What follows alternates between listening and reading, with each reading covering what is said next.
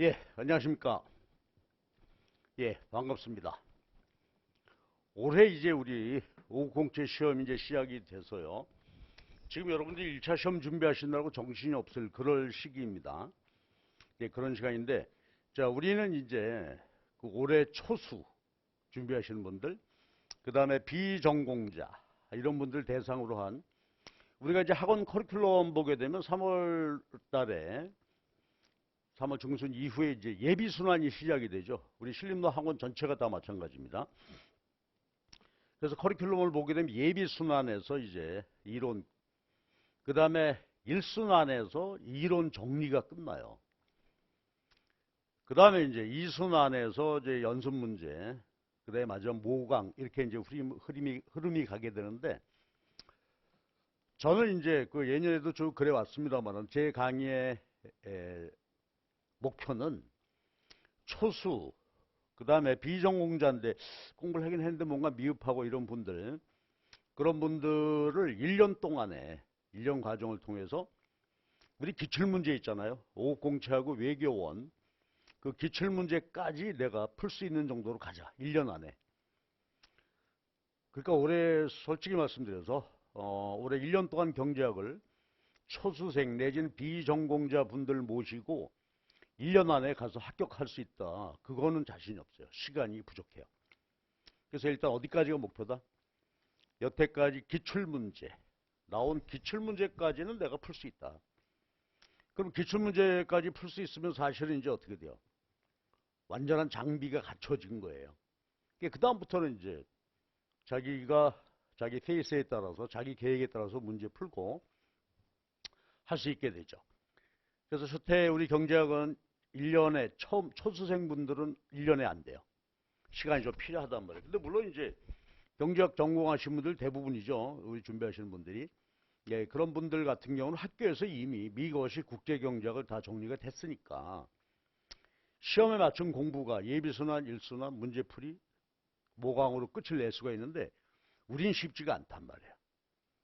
그래서 제가 올해 시작을 했어요.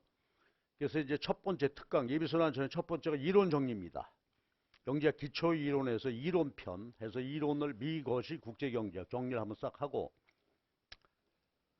그 다음에 이제 경제학은 뭐니 해도 공부하는 데 있어서 대학에서 교양을 로 공부하는 경우에 있어서도 이 수학적인 표현이나 수리 문제가 이게 아주 큰 난제예요. 비전공자들 입장에서는. 그래서 특강 두 번째 시리즈로는 이제 수리 계산 전면적으로 그거를 체계를 잡아서 정리해 놓고 그리고 예비 순환으로 가자. 그럼 이제 본격적으로 하시면서 그 기본 이론이나 수리적인 면에서 이게 뭐야 하는 그런 당황함은 없이 시작할 수 있게 돼요. 그럼 이제 교재 커리큘럼으로 보면 우리 요 특강 원투 시리즈에는 경제 원론, 그 다음에 예비 순환에서는 우리 기초 경제학이죠. 미시, 거시, 국제경제학. 그래서 미시의 이중우 교수님 책, 거시의 주상영 교수님, 국제경제학의 김민준 교수님 책. 그게 예비 순환의 전반적인 과정을 봐야 돼요. 그 다음에 이제 그 1순환에서는 거기 플러스 알파, 이론이 더 필요하겠죠. 그러니까 예비 순환의 복습 플러스 알파. 그래서 진행이 되고 그 다음에는 이제 저 같은 경우는 예비 순환 2순환에서는 기출 문제로 바로 쳐들어갑니다. 그래서 그만큼 준비한 내공을 가지고 기출 문제를 쭉 풀어보면 그런데 이제 문제라는 게 그래요. 보시면 예비 순환 1순환을 했어도 기출 문제 풀라고 그러면 이제 못 풉니다. 그러니까 우리가 예비 순환 1순환 하면서 기출 문제 풀겠다고 그럼 과도한 스트레스야. 일단 전반적으로 정리가 해놓고 기출문제. 자, 그리고 원만하게 이제 1년 끝났으면 그 다음에 이제 저는 강호로 나가라. 경쟁자들이 실제로 고수들이 하고 있는 부분에 가가지고서 연습 문제 같이 풀고 경쟁하고 그 이제 첫해 그런 어려움이 있어서 제가 그렇게 맞춰서 하겠습니다. 그러니까 교재로 보면 우리 특강에는 경제학 원론, 그 다음에 예비순환, 일순환에서는 그 세 가지 교재 있죠. 미시, 거시, 국제경제, 강론 교과서. 이렇게 이제 진행이 되겠습니다. 자, 그래서 이제 특강 시리즈 1, 경제학 기초 이론, 이론편이다 해놨는데, 여기는 경제 원론. 이론 정리를 한번 스피디하게 한번 해보도록 하겠습니다. 제가 이제 보면 7급 공무원에서도 강의를 하는데 거기는 강의 분량이 많아요. 그분들은 거기도 이제 처음 경제학 초수 하시는 분들이 많고 비전공자가 많아서 거기는 전체적으로 전반적 정리하는데 4시간씩 해서 강의가 뭐 굉장히 많습니다. 일주일에 2번, 4시간씩 8번이잖아요. 16번 플러스 알파 해가지고 굉장히 많은 부분을 해야 되는데 우리는 좀 천천히 해서 그러나 5급 시험에 맞춰서 이렇게 경제 원론 수업을 하도록 하겠습니다. 자, 그리고 이 수업은 말이죠. 7급 공채 준비하시는 분들, 그 다음에 각종 자격증 있잖아요. 회계사, 감정평가사, 노무사. 이 자격증 준비하시는 분들은 요 이론 정리면 끝이에요. 요 정도만 하면은 그냥 완결되고 가서 시험 보시고 합격하면 돼. 근데 그건 이제 객관식이죠. 그게 이제 섬세하게 해야 되겠고, 우리는 요것을 이제 디딤돌로 해서, 그 다음에 공부를 좀 더 강론으로 들어가야 되죠.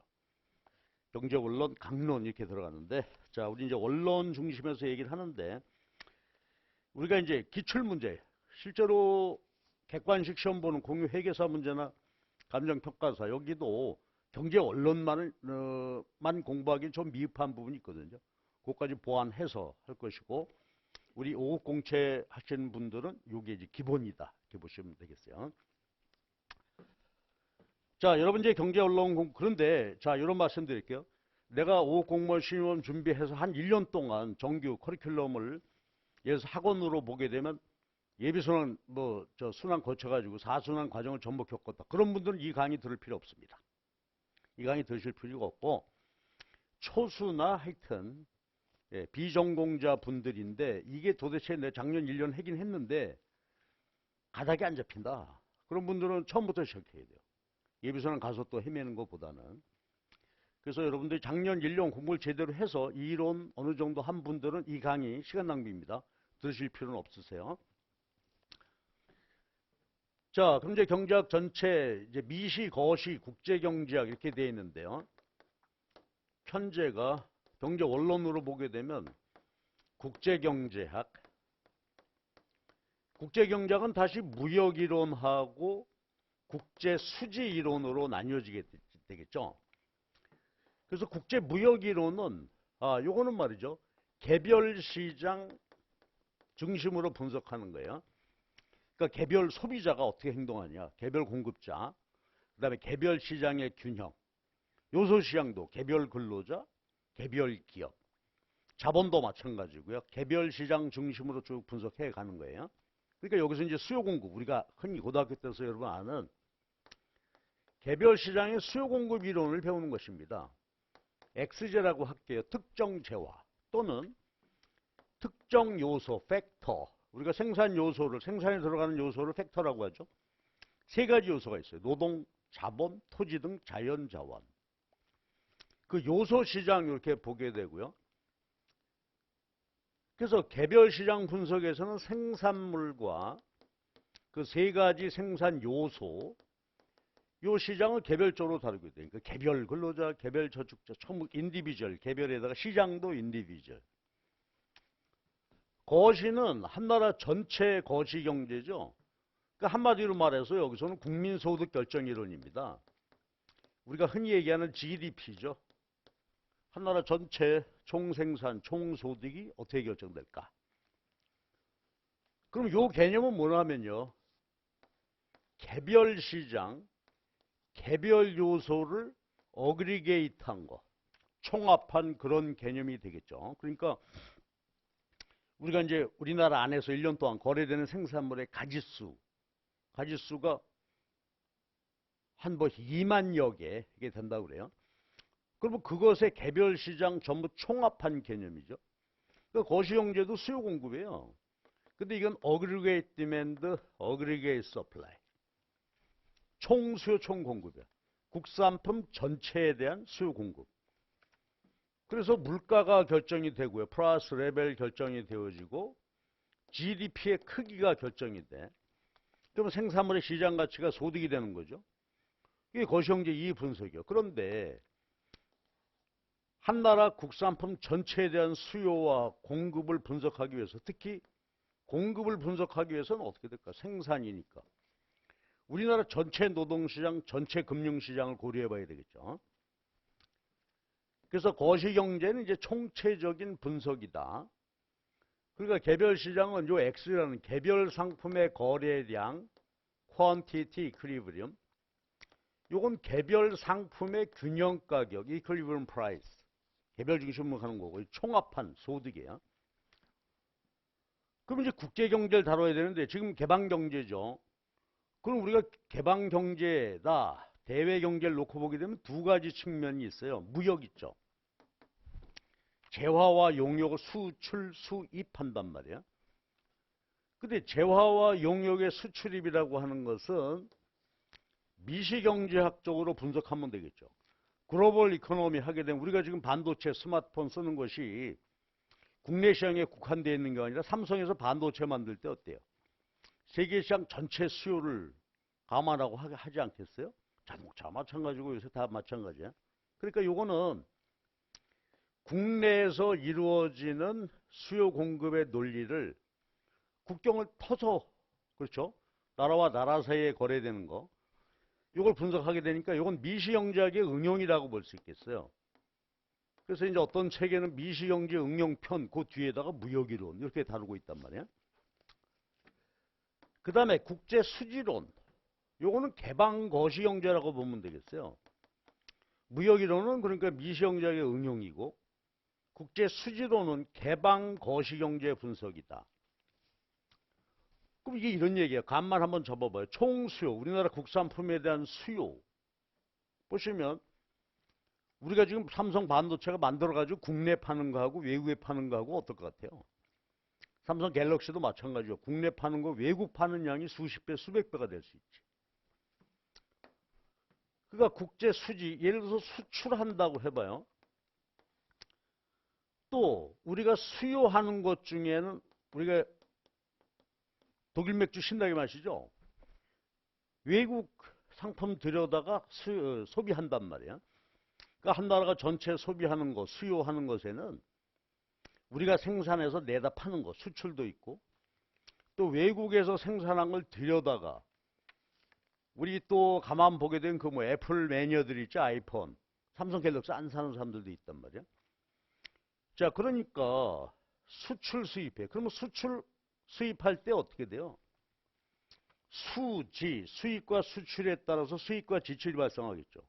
우리 입장에서는 수출하게 되면, 근데 우리가 기축통화라는 말 들어봤죠. 대외 거래하는데 원화로 가격 붙이고 원화로 수출 수입할 수 없단 말이야. 그럼 이제 외환의 대표적인 거 foreign exchange, 달러니까 어떻게 돼? 달러 수출하면 받아오죠. 이게 수입이란 말이에요. 국제 거래를 통한 수입이고, 외환의 수입이 되고, 수입하게 되면 어떻게 돼? 수입하려면 원화로 달러를 바꾸어서 그 달러로 지불해야 사올 수 있겠죠. 그러면 수출 수입하게 되면 외환의 수입과 지출이 발생한단 말이야.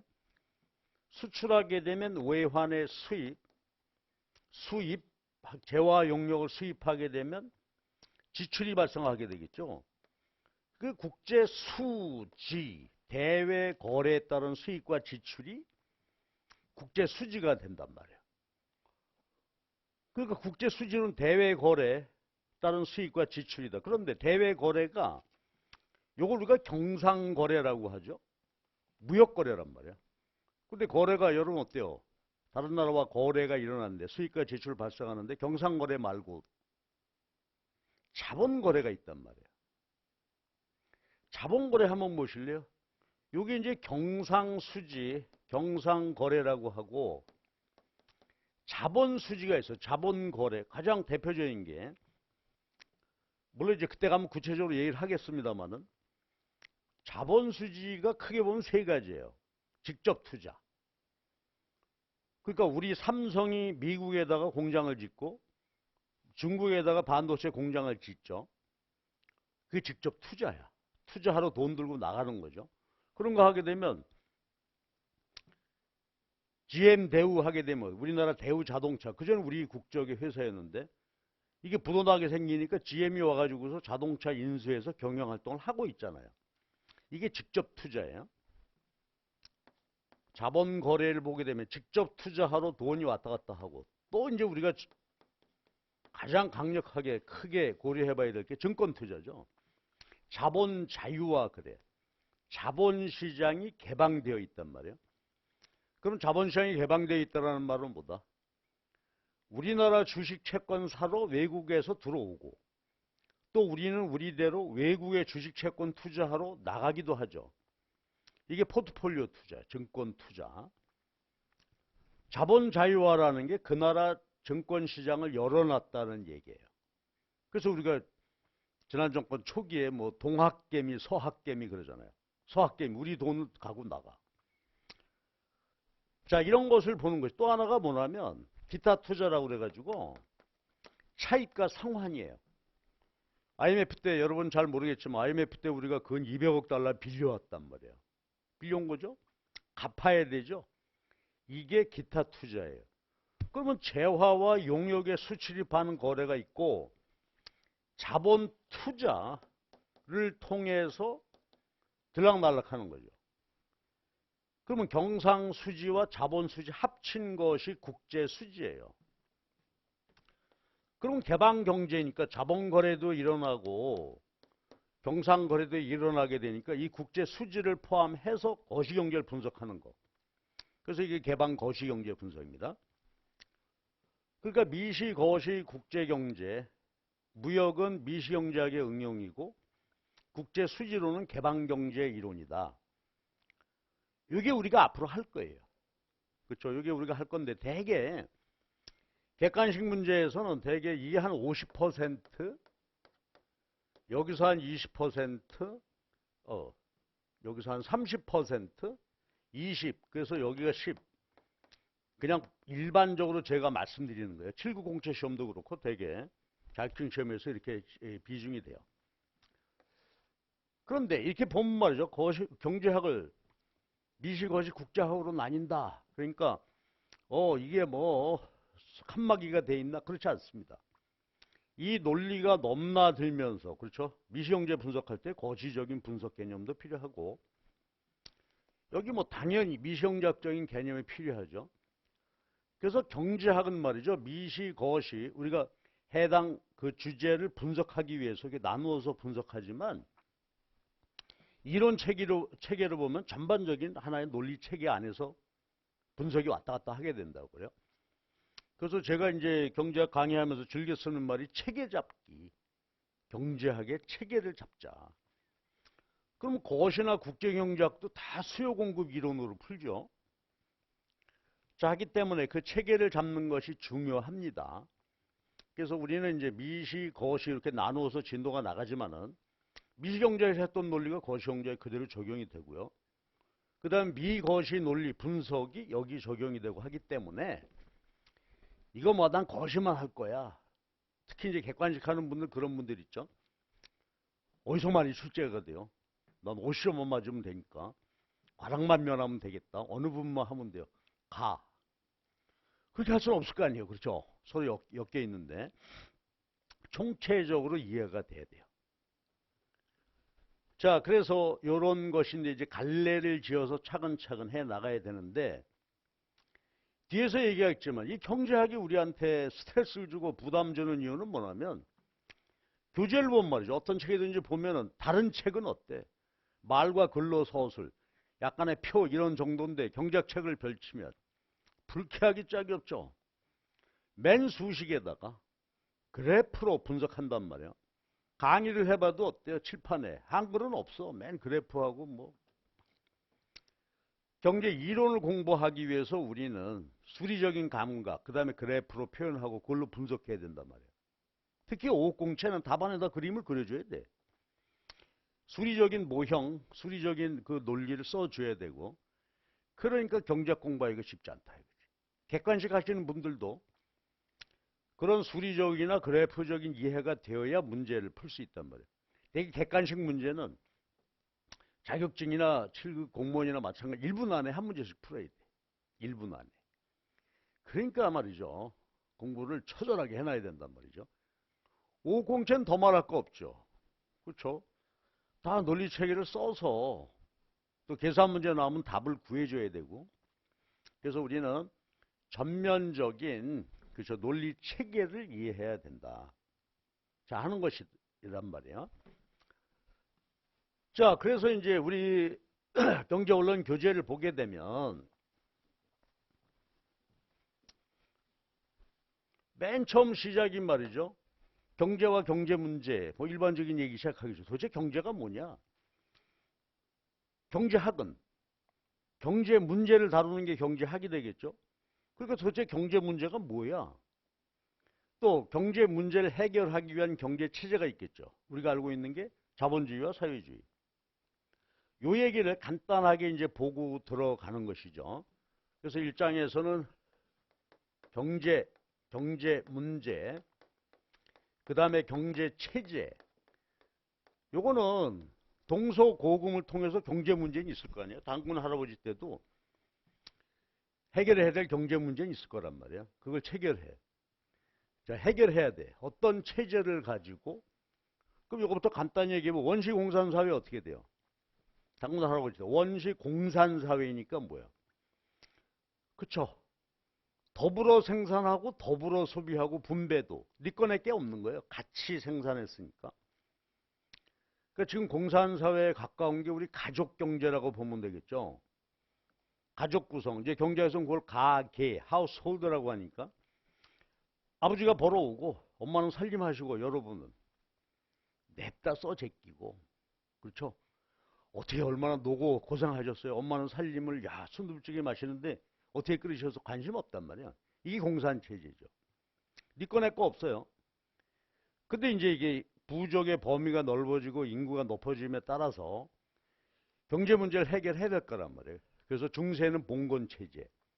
우리나라는 이제 권력에 의해서 하는 거고 중세는 유럽 같으면 로마 교황청 시대 권력. 권력이 배분해. 그러다가 20세기 와서 사회주의와 공산주의 체제가 등장하게 되죠. 그래서 자본주의는 사회주의와 자본주의. 자본주의는 대개 중세에서부터 이미 시작이 됐어요. 유럽에.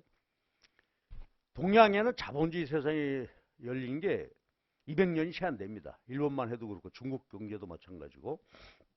그렇지만 이제 본격적으로 시장에서 해결된다. 자본주의 체제가 시작된 것을 우리가 산업혁명이라고 그러죠. 영국에서 일어난 산업혁명 17세기. 그러니까 한 250년 정도 되는 거야. 산업혁명 이후에 자본주의. 자본주의는 뭐예요?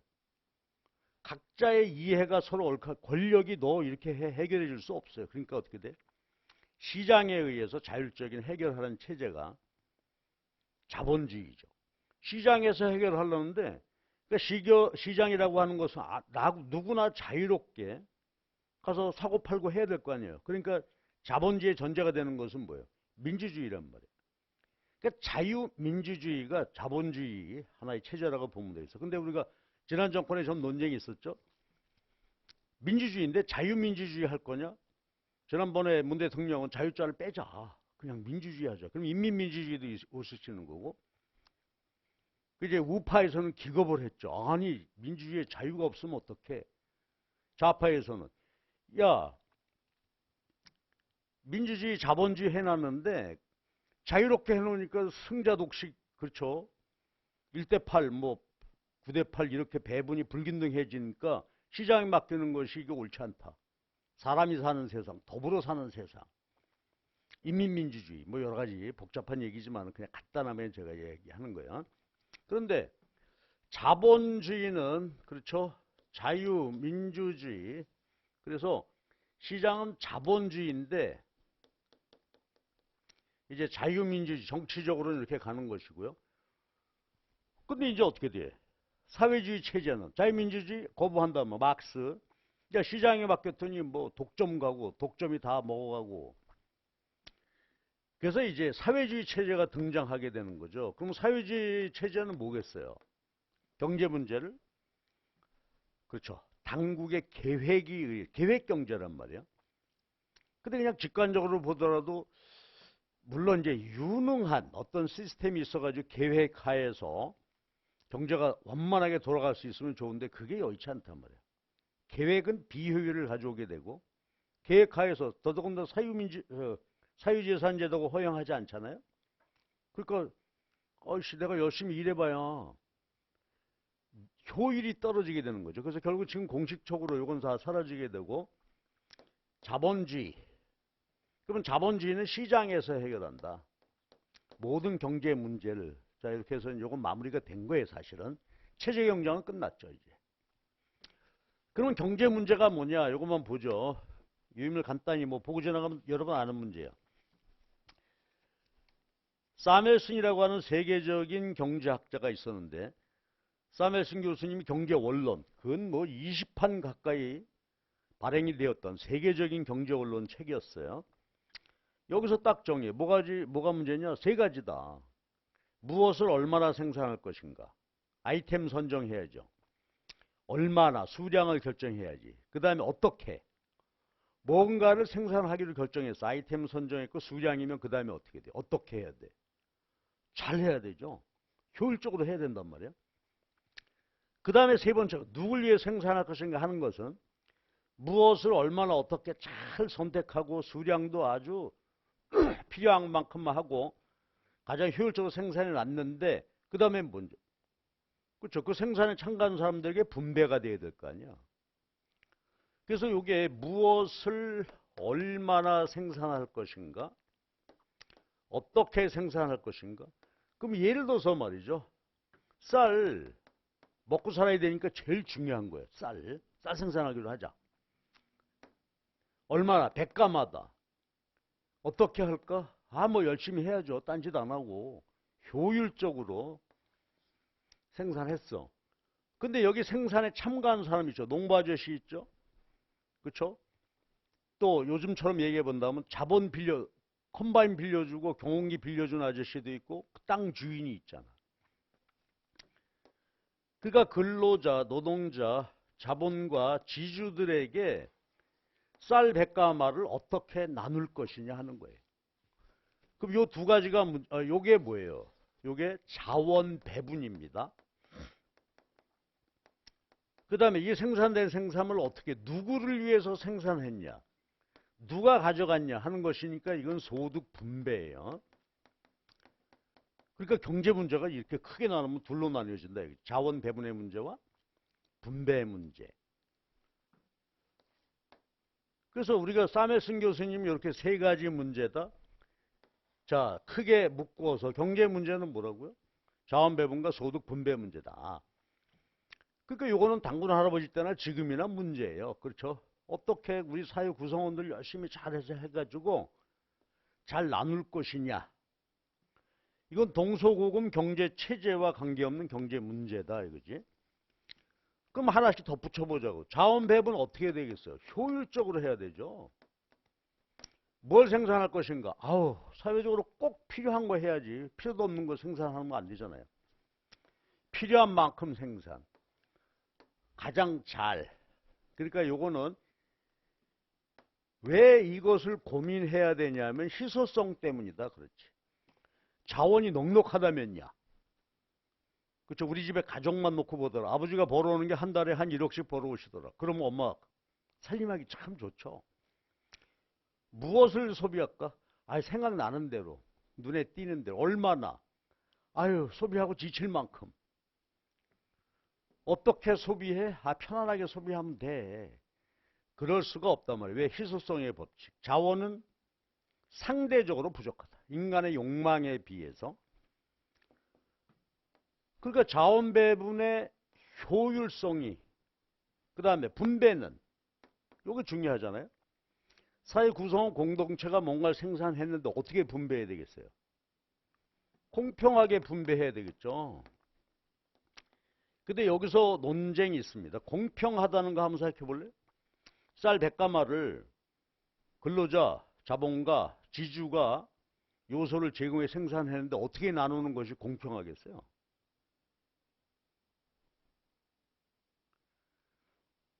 그냥 뭐 잘해야 되지.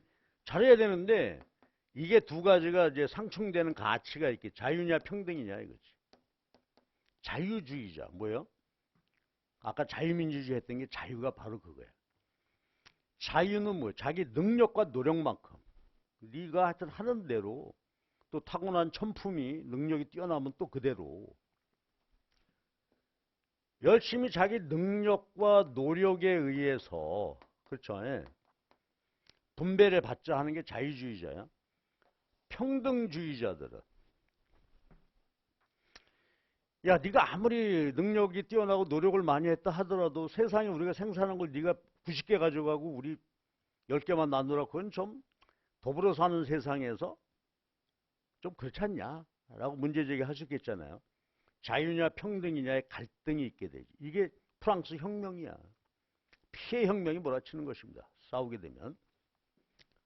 여러분 어느 쪽에 서고 싶어? 자유 평등.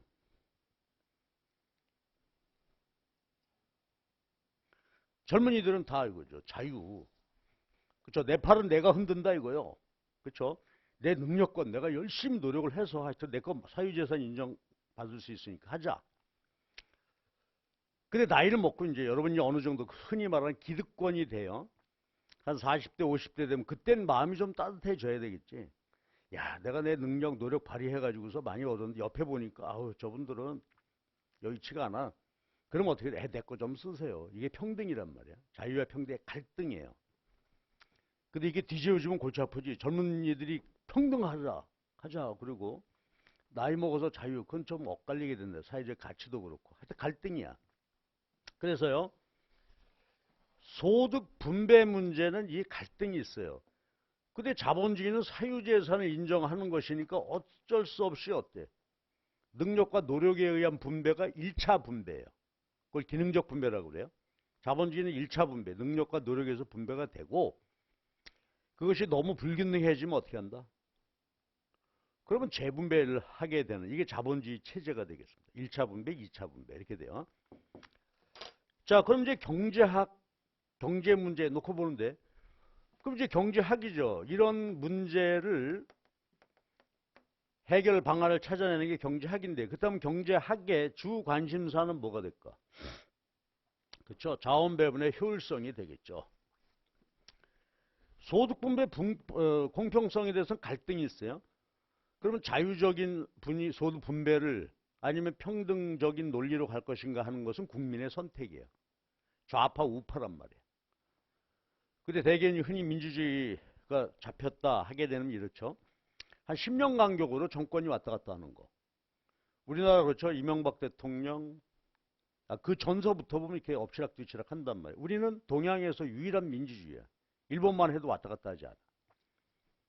이명박 박근혜 보수 그러다가 이제 어떻게 문재인 대통령 그렇게 되면 이제 보통 그전으로 돌아가 보면은 전두환 노태우 김영삼 보수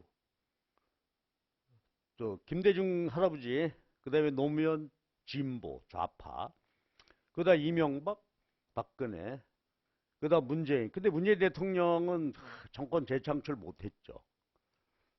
그러니까 국민의 선택을 받지 못한 거예요. 그래서 왔다 갔다 해야 돼. 그러니까 이건 정치, 국민의 선택에 맡겨야 된단 말이에요. 그럼 경제학의 관심 대상은 뭐다? 주로 효율성 문제고요. 분배 문제는 뒤에서 간단하게 보시면 돼.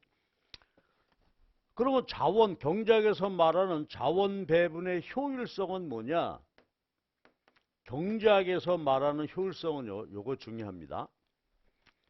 순편익 극대화야.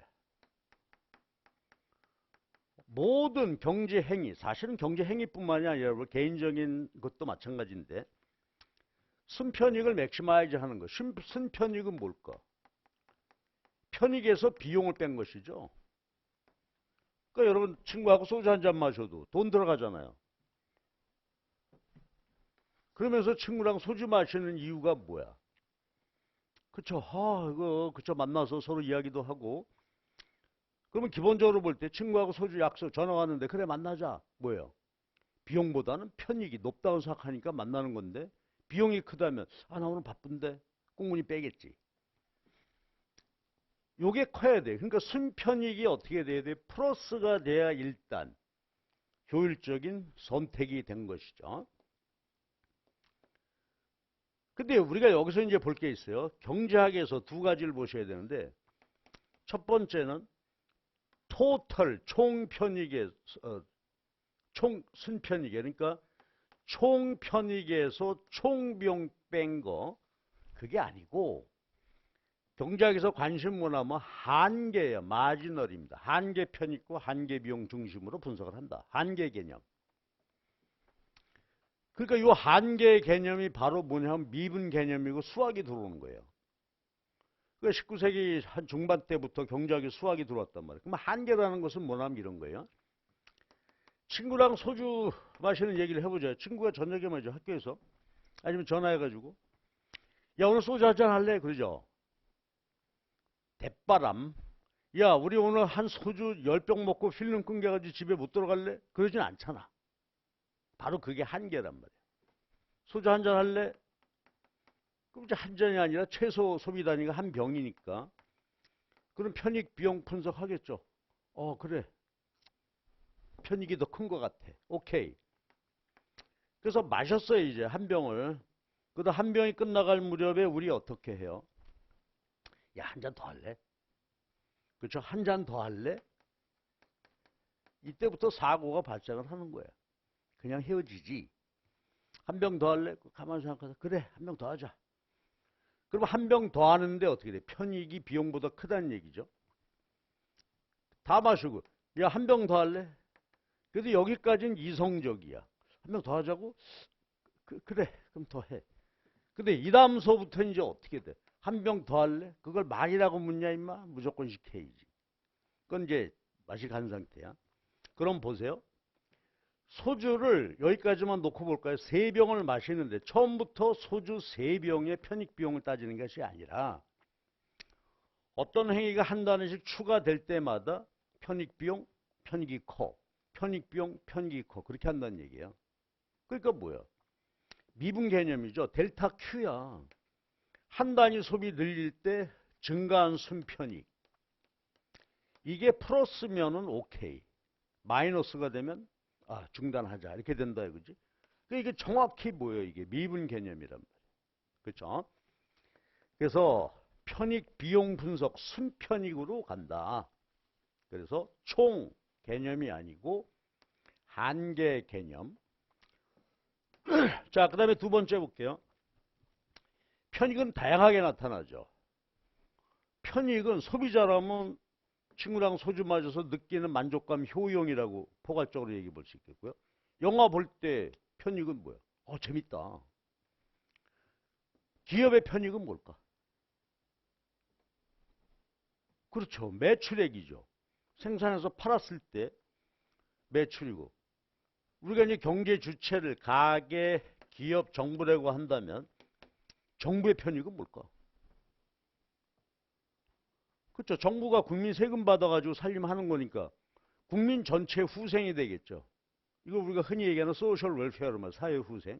그럼 정부의 편익은 우리 국민들이 얼마나 편안하고 그렇죠. 얼마만큼의 효용을 느낄 수 있겠냐 이걸 알 거란 말이야. 달라. 개별 소비자는 자기가 소비하는 것의 유틸리티. 기업은 토털 리베뉴, 총 수입. 정부는 소셜 웰페어. 다양하게 나타날 거예요. 근데 이제 비용 측면에서 볼 게 있어요. 그럼 소비자가 소비하려도 돈 들어가죠. 기업이 생산하려면 비용 들어가죠. 정부가 사회 후생을 위해서 뭔가 행동하려면 세금 걷어서 비용이 들어간단 말이에요. 그때 그 비용을 경제학에서는 opportunity cost, 기회비용 개념이다. 기회비용은 우리가 아는 대로 뭐예요? 회계적 비용, 명시적 비용 그러죠. 말 그대로 내 호주머니에서 나간 돈이에요. 내 호주머니에서 나간 돈. 그것만이 비용이 아니다 이거지. 아까 친구하고 소주 마시는 얘기 해봐요. 친구가 전화 왔어. 소주 한잔 하자. 나 돈 없는데 내가 쏠게. 그럼 공짜요? 비용이 한 푼 안 들어간 거예요? 그렇진 않단 말이에요. 내가 그 친구랑 요거는 제로더라도 야, 오늘 저녁에 내가 박주민이 강의 듣고 복습하라고 그랬는데 포기해야 되죠. 엄마가 집에 와서 야, 요거 좀 도와줘. 뭔가 포기해야 돼. 그 포기한 것들에 대한 얼터너티브라는 거죠. 여러 가지가 있을 수 있다. 알바가 안 나와 알바 포기해야 된다. 복습 포기해야 된다. 엄마 도와드릴 거 포기해야 된다. 여러 가지들 내가 요거 포기할 때 포기해야 되는 여러 가지 것들이 있는데 그 중에 최고 가치. 요거를 감안해야 한다 이거지. 그러니까 여러분들 특히 이제 수험생 제가 농담삼아 많이 얘기하는 게 수험생이 친구라고 소주 마시자 친구가 쐈다. 이거 생각해야 돼. 포기한 대안의 가치 가장 쉽게 생각해서 뭘까요? 공부 시간이죠. 공부 중에서도 뭐 예를 들어서 법 공부가 있고 뭐 행정학 공부가 필요하다 그러면 요 술 먹는 시간에 경작도 해야 되지. 최고 가치니까 뭘까? 그렇죠. 내가 우선 급한 게 경제학이다. 아니면 법이 가치가 자기가 높다고 생각하면 요거죠. 그러니까 포기한 대안들 중에 최고 가치 그게 이거야. 그러니까 이제 풀어보면 어때? 친구하고 소주 한 잔 마시는데 기회비용은 친구하고 소주 마실 시간에 포기한 법학 공부가 기회비용이 된다 이거지. 최고 가치. 됐죠? 그래서 이게 경제적 원칙이야. 그러면 경제적 효율성이야. 그럼 우리가 앞으로 공부하게 되는 모든 경제 문제를 해결하는데 경제 원칙은 뭘까요? 편익은 여기 편익은 극대화하고 비용은 최소화해야 되겠지. 그 순편이 극대화된단 말이에요. 그래서 한마디로 우리가 흔히 하는 말로 가성비죠. 그죠? 가격 대비 뭐 성능이야. 그러니까 최소 비용 최대 효과. 그렇죠? 또 일정 효과 최소 비용. 하여튼 편익은 극대화하고 비용은 최소화한다. 그게 순편익을 극대화하는 전략이란 말이에요. 그렇죠? 이 경제 원칙이야. 그럼 우리는 앞으로 모든 경제학에 분석하는 모든 경제 주체, 모든 시스템을 어떻게 해요? 바로 이 원칙에 따라서 분석하게 된다.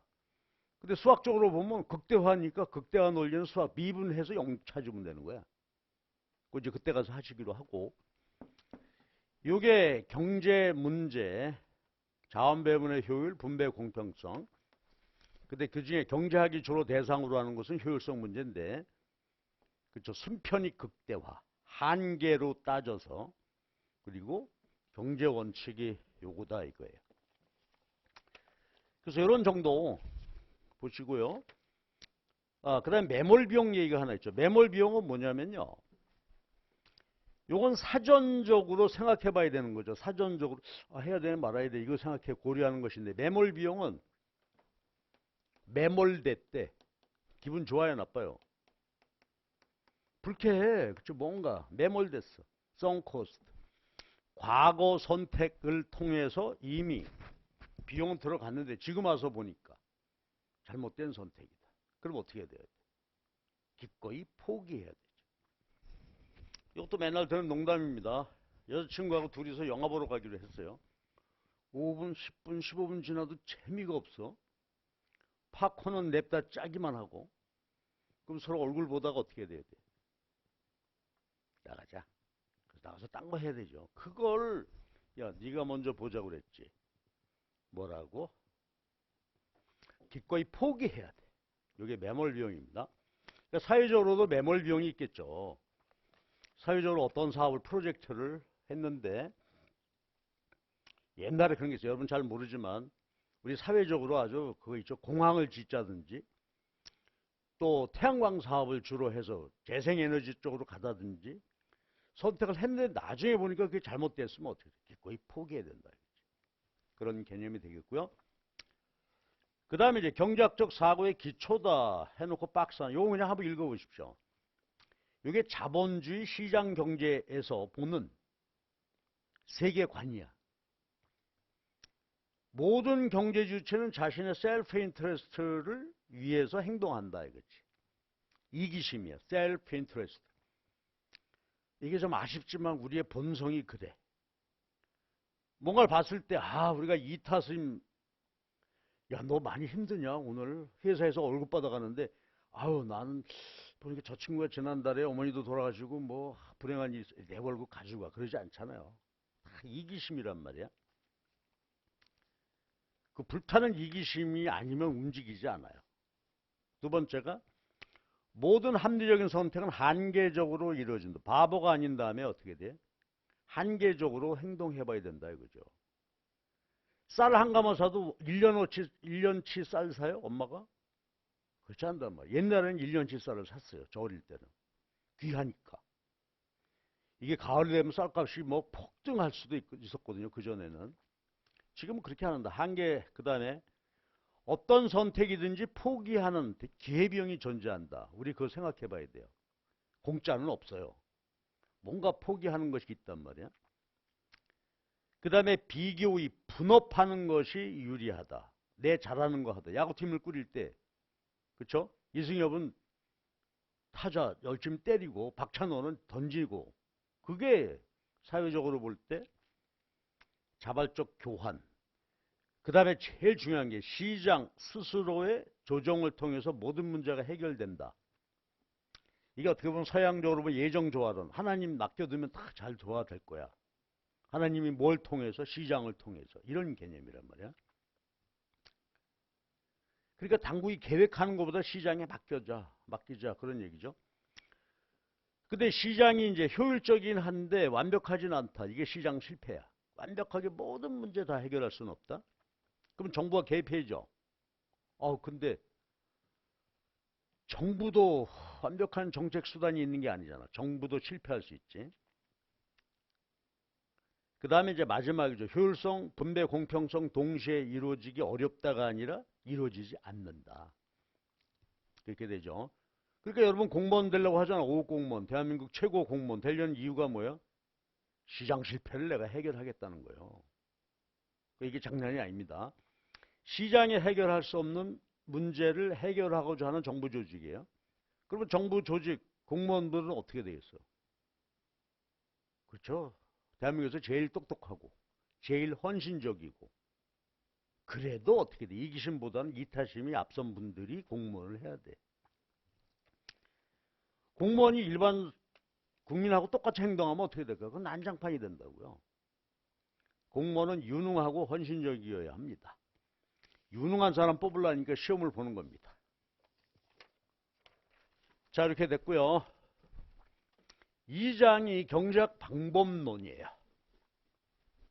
자, 여기서 이제 조금 볼 게 있는데 이게 사회과학 방법론 그래서 방법론 자체는 이제 골치 아픈 얘기지만 우리 여기서는요. 그냥 경제학에 대한 이야기만 할게요. 그러면 경제 문제를 해결하고자 하는 학문이 경제학인데 우리가 공부하는 학원은 신고전학파라고 하죠. 신고전학파 경제학이에요. 뒤에서 나왔습니다만 신고전학파 경제학은 뭐냐? 모든 경제 문제를 다 시장에서 해결하고자 한다. 시장은 뭐예요? 만남의 장소야. 누가? 사고 싶은 놈, 팔고 싶은 사람. 수요와 공급자들이 만나서 거래량이 결정이 되고 가격이 결정이 되는 거죠. 이게 이제 20세기 초에 마샬이라는 분이 영국의 마샬 수요 공급 이론을 최초로 만들어냈어요. 그 자본주의 경제학 시작을 우리가 1776년 아담 스미스 많이 들어봤죠. 스미스는 이 양반이 76년에 국부론이라는 책을 썼단 말이에요. 웰스 오브 네이션 해서 국부론 1776년 우리나라로 보면 정조대왕 즉위년도입니다. 그러니까 그때가 이제 서양에서 보면 자본주의, 산업자본주의가 본격적으로 시작이 되고 그러니까 이제 그 새롭게 바뀐 경제 체제를 야 이게 뭐야? 분석하기 위해 나온 책이 국부론입니다. 국부론에서 했던 이야기가 뭐냐면 모든 경제 문제는 가격이 해결한다. 가격이 보이지 않는 손이다. 뭐 그런 말을 해요. invisible hand, 그죠? 그러니까 손이 교통정리 해준다는 거죠. 너 그러지 마. 너는 많이 가져. 넌 조금만 가져. 가격이 경제 문제에서 보이지 않는 손의 역할을 해서 보이지 않는 손이 가격까지는 얘기했는데 이때는 수요 공급 이론이 완비되지 않았단 말이야. 그럼 수요 이론이 20세기 초에 와서 이거 나중에 나올 거예요. 그때 비해서 완성이 됐어요. 수요 공급 이론. 모든 경제 문제를 이렇게 수요 공급 보이지 않는 손에 의해서 해결된다. 이게 신고전학파 경제학이야.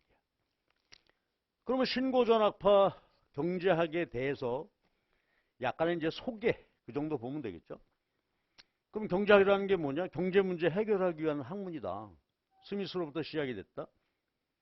구분 우리가 앞에서도 했잖아요. 미시 거시, 매크로, 마이크로.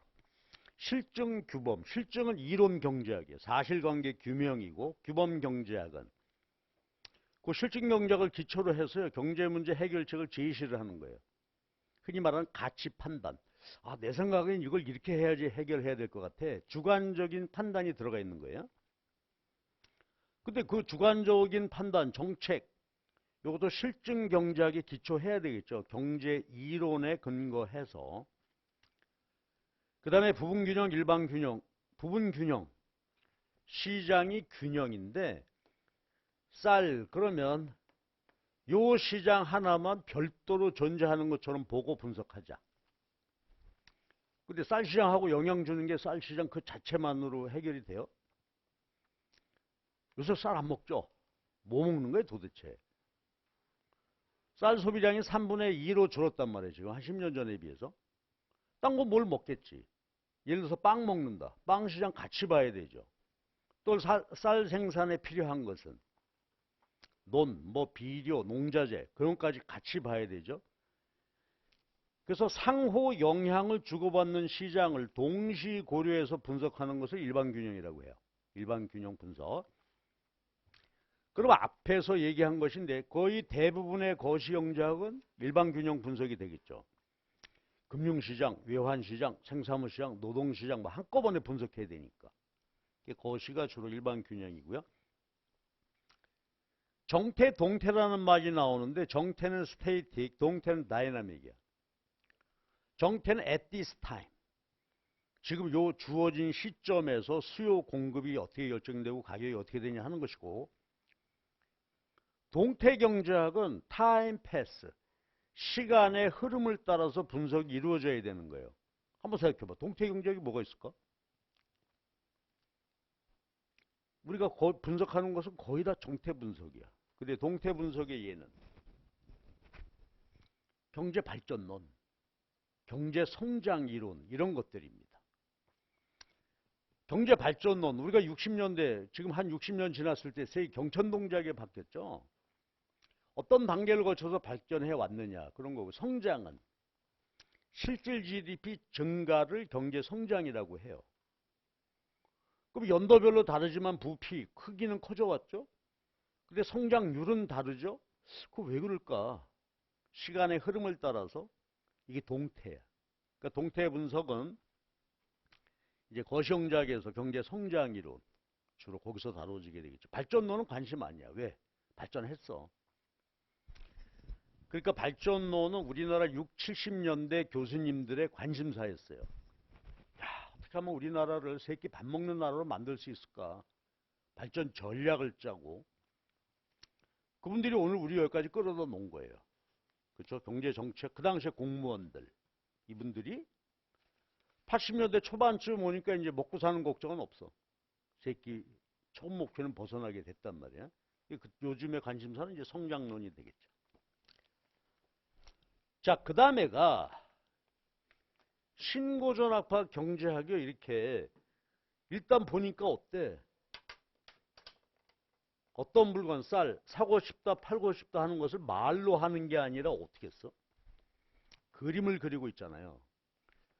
그러니까 경제학 이론의 표현 방법 서술적으로 하겠죠. 말과 글로 그 다음에 어떻게 돼요? 저렇게 그래프, 그림을 이용해서 하고. 근데 보세요. 그림을 그렸다는 것은 가격하고 수량인데 수요곡선이다. 그럼 절편이 있고 기울기가 있어야 되잖아. 절편과 기울기가 있어야 되잖아요. 그러니까 뭐가 돼? 수리적인 분석이 필요하다 이거지. 그렇죠? 그래서 경제학은 말과 글로 하고 그래프로 하고 그림으로 하게 되는데 우리가 이제 경제학을 처음 시작을 할 때 여기서 덜컥 하는 거야. 나도 경제학과 1학년 들어가는데 뭔 미분에서 기울기를 구하라는 거. 나 미분하기 싫어서 이과 안 가고 문과 왔는데 그런 일이 벌어지게 되죠. 그래서 여기서 나 경제학은 체질이 안 맞나 봐. 수리적으로 분석해야 된다는 것에서 첫 번째로 좌절할 수가 있어요. 근데 여러분 그 정도는 아니겠죠. 그래서 일단 요거에 대해서 간단하게만 설명을 드리고 그 다음에 가도록 할게요. 이거 여러분 다 알고 있는 얘기야. 다 알고 있으나 그럼 이제 경제학에서 가장 중요한 이론 또는 법칙이요. 수요 법칙과 공급 법칙이라는 거예요. 수요 법칙은 소비자의 행태야. 가격과 소비자의 행태인데 가격이 오르면 똑같은 생산물인데요. 가격이 비싸지면 quantity demand 수요량입니다. 얘를 줄이겠다는 거예요. 소비자들이 price 뭐든지 이게 나중에 밝혀지겠지만 생산물뿐만이 아니라 서비스 그렇고 요소시장, 금융시장, 외환시장 모두 그 해당 상품의 가격이 오르게 되면 수요량이 줄더라 이거지. 얘는 가격이 오르면 이걸 생산 판매하는 공급자들은 공급량을 늘리더라 이거야. 그래서 그림 보면 어때? 수요량은 자 그려보면 이게 수요 법칙을 그림으로 그린 거죠. 오르면 덜 사려고 하고 내리면 많이 사려고 한다. 여기는 뭐야? 너무 가격이 올라 비싸서 안 사겠다. 얘는 공짜로 가져가라니까 난 이만큼 가져가겠다. 그렇죠? 얘는 이렇게 그려볼게. 이게 공급 곡선이에요. 가격이 오르면 많이 생산해서 팔고 싶고 내리면 덜 팔고 싶더라 하는 얘기야. 요거 하나 보실래? 여기가 1,000원이래. 뭔지 모르지만 공급량이야. 그럼 이 경우는요 그냥 아이디어예요. 이 경우는 뭐지? 1,000원 이하이면 안 팔아. 1,000원 이상이면 파는 거죠. 그러니까 공곡선 시작이 여기서부터 할 수도 있고 원점에서 할 수도 있고 심지어는 여기서부터 할 수 있겠죠. 이건 뭐겠어요? 연결해보면 마이너스 가격이에요. 마이너스 가격이 생산하지 않다가 이건 어떤 의미가 이게 10개 그럼 뭘까? 가격이 제로일 때 9개, 8개는 생산할 수가 없다. 그런 의미가 되겠지. 그러니까 요거 그냥 자연스럽게 이해해 보잔 말이야. 요거는 너무 소비하지 않는다. 비싸서. 공짜 소비할 때. 절편점은 요 이상 가격이 되어야 팔겠다. 그렇죠? 뭐 이런 것을 나타낸다. 그림으로 그렸어. 자, 그러면 요거 요쪽으로 와볼게. 수요 법칙이고요. 공급 법칙이 그림으로 그린 게 수요 곡선, 공급 곡선이란 말이에요. 자, 그런데 이제 수리적인 얘기 해볼게요. 그림으로 표시됐어, 이제. 자, 요거예요. 요걸 내가 수리적으로 표현해 보면 이래. 수요량은 function of 가격이다 이거야. 함수죠. 공급량은 function of 가격이야. 그럼 뭐 우리 중학교 때부터 했던 거 보시죠. y equal function of x. 그럼 이게 뭐지? x가 독립변수, 종속변수. x에 따라서 y가 결정이 되는데 어떤 식으로 결정된다? 독립변수와 종속변수의 관계를 말하는 거죠. 펑션, 어떤 관계? 함수 관계다. 이 말이야. 함수야. 그럼 농담 삼아 말이죠. x하고 y가 어떤 관계야? 얘가 독립적이야. 둘이 왼수 관계인 것 같은데요. 아니면 가만 보니까 얘가 움직일 때 얘가 하는 행동으로 봐서 둘이 연인 관계 같습니다. 어떤 관계야? 펑션이에요. 펑션이라고 하는 것은 뭐라고요? 수리적으로 정의할 수 있는 관계다. 이거지. 예를 들어서 x래. 그럼 뭐야? x값이 결정되면 그게 그대로 y인 관계다. 이렇게 해놓으면 독립변수에다가 2를 곱하면 y다. 스퀘어다. 빼기 100이다. 그렇죠? 그러니까 이렇게 표기했다는 것은 뭐지? x가 독립이고 y가 종속변수인데 함수 형태는 구체적으로는 모르지만 하여튼 수리적으로 정의되는 관계다 이 말이야. 자, 그렇다면 요거 한번 해봐. 경제 이론적으로 볼 때 수요량, 사고 싶은 수량, 팔고 싶은 수량이에요. 그럼 말로 한번 해볼래? 수요량, 내가 얼마큼 사고 싶다 하는 것은 무엇에 의해 결정이 돼? 가격이야. 가격이 독립, 수요량이 종속변, 가격이 결정하는 것입니다.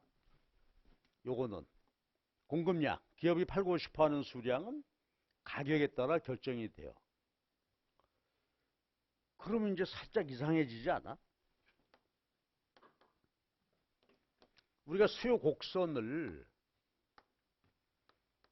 이렇게 그린단 말이에요. 그럼 수학적 y 꼴 fx 그러면 우리 관행 독립변수가 수평축, 종속변수가 수직축에 그려지게 되죠. 그렇다면 얘를 그리면 어떻게 돼야 돼? 수평축이. 수직축이 수량을 표시해 줘야 되잖아. 자, 요거 어때? 여기가 가격이고 종속변수 공급량이 수직에 그려야 된단 말이야. 수리적으로 보면. 그렇죠? 수요함수, 공급함수. 그러면 거기 있는 예를 가지고 간단히 한번 볼게요. 유물 7페이지에 예제를 한번 봐봐. Q, XJ라고 하고 D가 100 마이너스 0.5px래. 공급 함수는 그 밑에 예를 보면 7페이지 밑에 10 플러스 2px라고 써 있어. 함수죠. 가격에 의해서 수요량이 결정이 되고 가격에 의해서 수요량이 결정이 되는데 이제 X자라고 이렇게 표기한 것이에요. 그럼 말로 한번 보실래요? 이게 뭐야? X의 수요량은 가격의 함수다. 가격이 독립변수인데 얘가 결정이 되면 얘는 어떻게 크기가 결정이 돼? 이 지금 현재 가격에다가 0.5를 곱해서 100에서 뺀 것이 수요량이다. 함수죠. 요거는 어떤 특정 가격에다 곱하기 2하고 10 더하면 그것이 공급량이다 이거지. 자, 그럼 우리 아이디어 한번 보실래요? 함수가 얘가 독립이고 요거 그림 이렇게 그려야 돼. 자, 그러면 절편은 뭐가 되죠? 100. 기울기는 0.5죠. 그러니까 여기가 200이 되어야겠죠. 요거는 절편이 10이고 기울기가 2가 되는 얘가 공급 함수고 얘가 수요 함수란 말이에요. 그렇죠? 그런데 그림을 이렇게 그려놨는데 이게 이제 경제학을 처음 할 때 우리가 혼란에 빠지는 겁니다. 근데 농담을 삼아 얘기하지만 경제과 졸업할 때까지 얘가 뒤집어졌다는 것을 모르고 졸업한 놈도 태반이야. 그렇잖아, 우리 그렇죠. 자, 여기가 이제 우리 경제학 처음 시작하면서 하나 챙겨봐야 할 것입니다. 그러니까 이론으로 보면 뭐가 독립변수야? 가격이 수요 공급량을 결정을 하는 거예요. 그렇다면 수학적 관행으로 보면은 수평축이 가격이 되어야 해요. 함수가 이렇게 표현이 돼. 근데 그림은 어때? XY축을 뒤집어서 그렸단 말이야. 가격이 독립변수인데 그림으로는 가격이 종속변수인 것처럼 그림을 그렸어요. 이렇게. 누가 그랬을까? 왜 이런 못된 짓을 하셨을까? 그쵸? 아, 이대로 그냥 하시지. 그림 그려야 되는데 왜 뒤집어 놨을까요? 이게 아까 신고전학파 요 경작을 만든 분이 마샬이라고 했단 말이야. 마샬 교수님이 최초 수요 공급 함수, 곡선 이렇게 그리셨단 말이야. 그래서 마샬 이후에 경작적 관행입니다.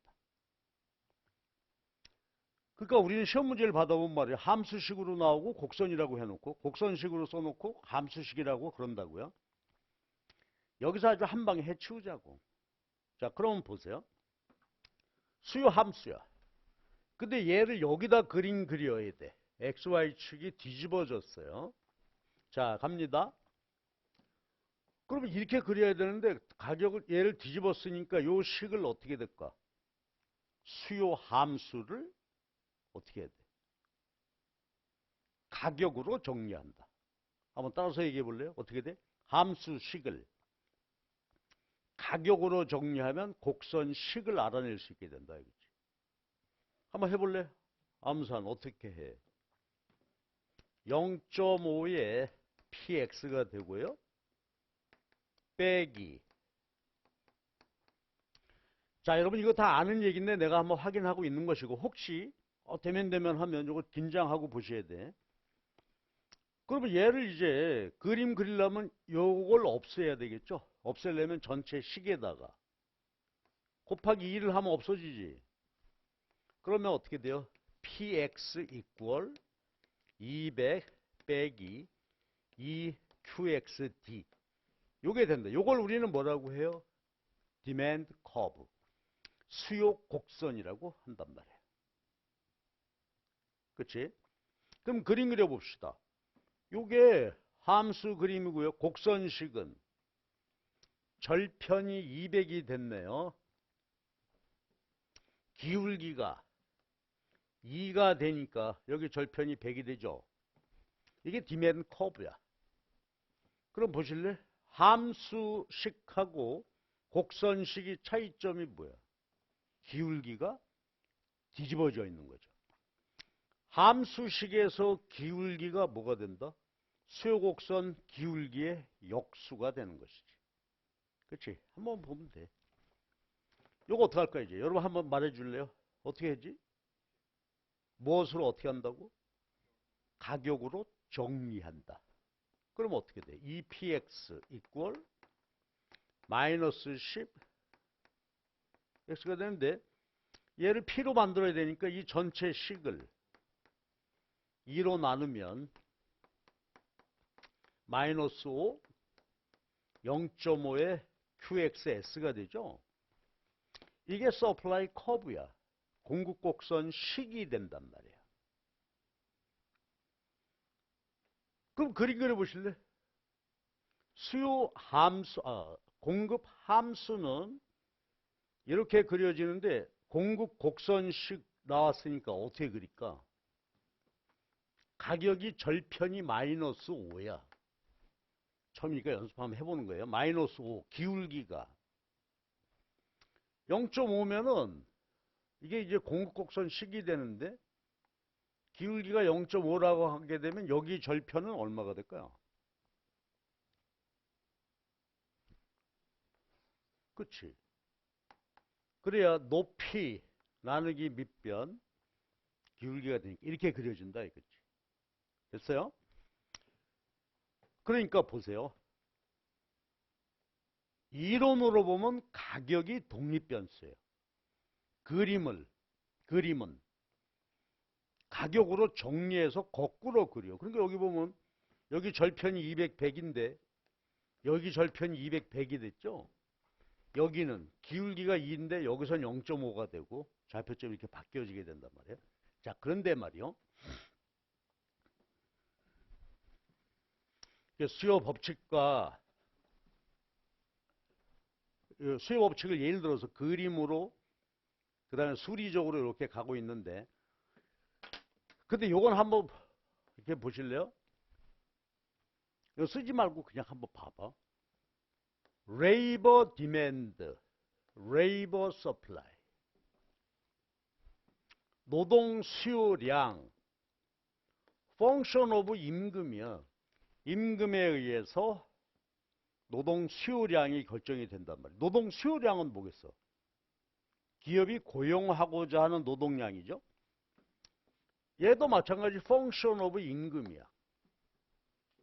그럼 보세요. 가격이 독립변수지 노동시장에도 요소시장에도 마찬가지다 이거야. 그렇죠? 그냥 쓰지 말고 보세요. capital demand 이자율의 함수야. capital supply 역시 이자율의 함수입니다.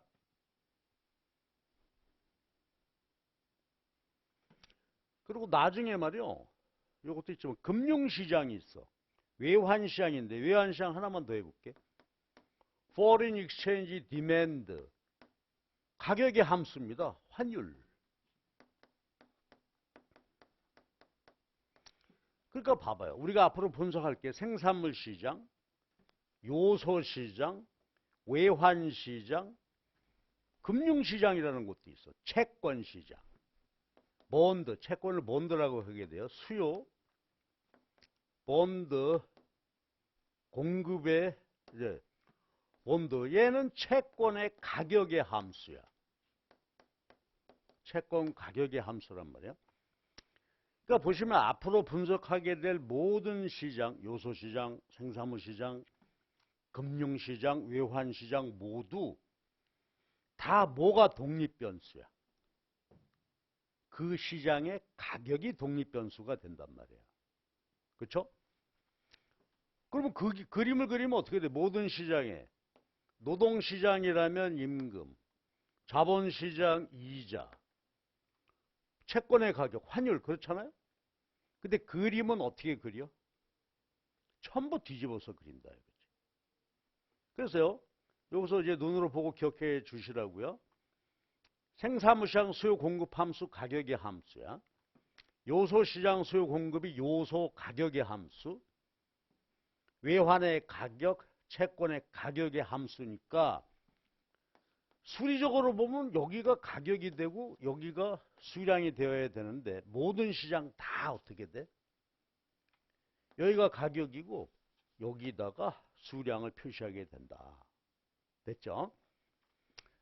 요 얘기를 기억을 해 주시고요. 자, 그 다음에 수리적인 얘기가 너무나 잘 하시는 거지만 우리 하나만 볼게요.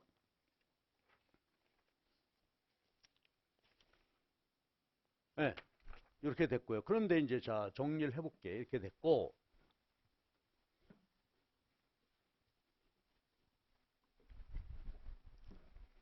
여기 한번 주목해 주세요.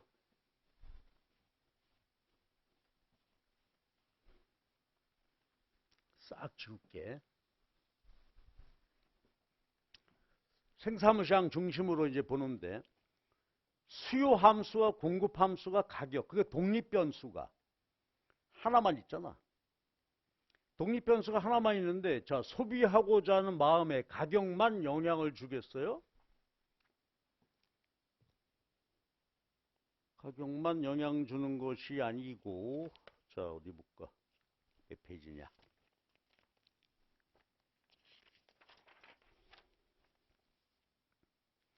어디 갔어?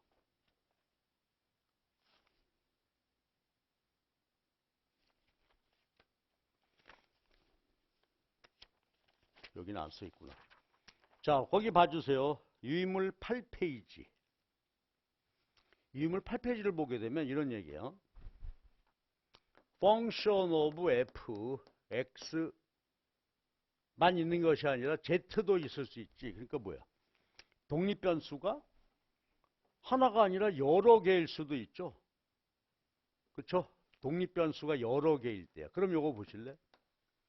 QXD가 function of 자기 자신의 가격 말고 income. 기타 등등 영향 주는 것들이 있겠죠. 예. 얘도 자기 자신의 가격뿐만이 아니라 뭐 예를 들어서 생산비, 코스트 등등 영향을 줄 수 있을 거란 말이에요. 독립변수가 하나가 아니라 여러 개일 수도 있을 것이다. 그렇죠? 그러니까 우리 앞으로 분석은 꼭 가격뿐만이 아니라 이렇게 되는데, 근데 이제 제가 하나만 얘기해 볼게요. 그러면 아까 독립변수가 하나일 때는 그냥 그림이 그렇죠? 원만하게 수요 공급 곡선이 그려졌는데, 자 여기를 보세요. 독립변수가 하나가 아니라 여러 개야. 그런데 수요 곡선은 뭐? 그렇죠? 수요 함수식을 가격으로 정리해서 이렇게 그려놨잖아요.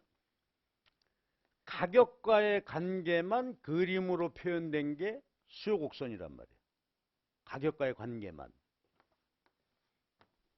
가격과의 관계만 그림으로 보여주고 있는 게 공급 곡선이야. 그럼 뒤에서 이제 쭉 나오겠지만 하나 개념만 한번 보고 가자고. 그러면 가격과의 관계만 정리해서 도출됐어. 근데 소득이 변화하면 어떻게 될까 이거? 어떻게 움직일까? 잘했어. 움직이는데 어떻게 움직여? 가격은 묶여있죠. 가격은 변화하지 않는데 소득이 변화하면 어떻게 돼요? 수요량이 변화하는 거죠. 동일한 가격에서도 예를 들어서 소득이 증가하니까 더 소비하더라. 얘가 마이너스 되면 더 줄어들더라. 이게 보세요. 수요 곡선은 수요 함수를 가격으로 정리해서 그려놨는데 얘 말고 다른 독립변수들도 있다. 그럼 얘가 변하면 어떻게 될 거라고?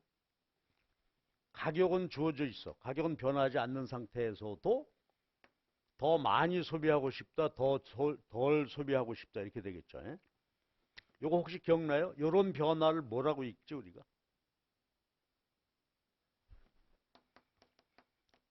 수요 변화라고 표현합니다. 오른쪽으로 가면 수요 증가, 왼쪽으로 가면 그러면 이건 어때? 가격이 변화해서 변화하는 거. 이번에는 얘는 변함이 없어. 그리고 가격이 변화해. 그럼 그림으로 보면 어떻게 될까? 수요 곡선 선상에서 움직이겠죠. 얘는 가만히 있어. 여건 일정 불변. 가격 말고 다른 것들은 변화하지 않을 때 가격이 변화한다면 여기서 왔다 갔다 하겠죠. 요건 우리가 뭐라고? 수요량 변화라고 읽는다 이거지. 자, 앞으로 공부할 때 요거 기본적이란 말이야. 그러면 수요 함수 그린 게 곡선인데 봤죠? 가격이 변화할 때 수요량이 오르내린단 말이에요. 곡선을 따라서. 이건 뭐라고 읽고? 수요량 변화. 가격은 가만히 있는데 변화했다는 얘기는 뭐지? 가격 말고 독립변수가 수요 영향 주는 놈이 또 있는데 얘가 변화할 땐 얘가 전체에 움직이죠. 이걸 수요 변화라고 한다. 모든 시장 다 똑같아. 이게 노동시장이든 뭐든 외환시장이든 간에. 됐어요. 요거 뭐야? 얘가 변함이 없고 가격이 변화한다면 읽기 공급량 변화. 근데 이번에는 얘가 고정되어 있는데 얘가 변화한다면 증가, 감소, 공급 변화. 그치? 자, 그래서요. 우리가 이제 함수하고 요걸 가격으로 정리해서 그린 글이 있고 함수가 독립변수가 여러 개일 수도 있다. 그러면 어떻게 할까? 함수와 그림은 서로 그렇죠. 완벽하게 대칭되어 있는 것이죠. 함수가 그대로 그림으로 표현되고 그림은 함수 관계를 보여주고 있는 것이고. 근데 중요한 것은 앞으로 경제학에서 분석하게 될 모든 독립변수는 다 가격인데 그림은 가격을 전부 수직축에다 갖다 그려서 분석할 것이다. 그렇죠? 그래서 거기 간단하게 그렇게 얘기한 거고요. 근데 여러분 그 도함수, 편도함수 그런 개념은 아시죠? 어때요? 한번 해마로. 예. 그럼 잠깐 쉬었다가 그 얘기 조금 더 하도록 하겠습니다. 자, 그래서 첫 시간에서는 이제 우리가 공부하고자 하는 목표 이런 설정을 했고요. 1장과 하고 2장에서 수리적인 표현, 경제 이론이 그래프로 표현되고 함수식으로 표현이 된다. 수리적으로. 그래서 간단하게 이해를 받고요. 그럼 여기서 한 걸음 더 들어가서 이제 수리적으로 도함수 얘기를 조금 하고 그것이 어떤 의미인지 보도록 하겠습니다. 쉬었다 합시다.